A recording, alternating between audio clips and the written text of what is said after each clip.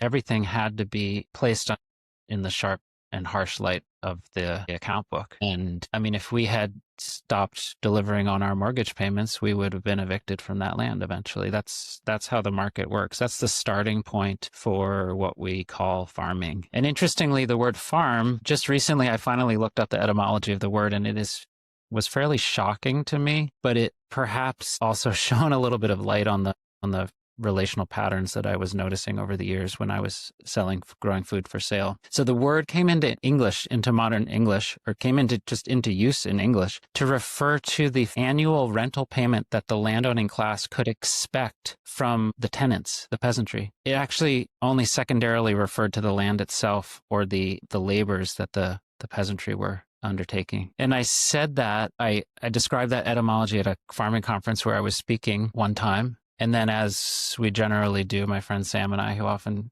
go to these things and speak together, we asked people to sit quietly and write on a little piece of paper any sorrow or longings that any of the stories that we told over the preceding half hour had stirred for them. And a young man raised his hand. He was probably in his 30s. And he said, well, I run a small vegetable CSA farm. Most of your listeners probably know what the CSA movement is. An attempt to insulate food growing from the pressures of the market, actually. And he said, on my better days, I feel like I'm doing something useful for a hurting world. But on all the rest of the days, I feel like I'm breaking my body and my land to subsidize the lifestyles of rich people. And the silence in the room was heavy with recognition. And I thought to myself, it sounds like things haven't changed all that much in the couple of thousand years since that word came into use in English. And that's some of the history.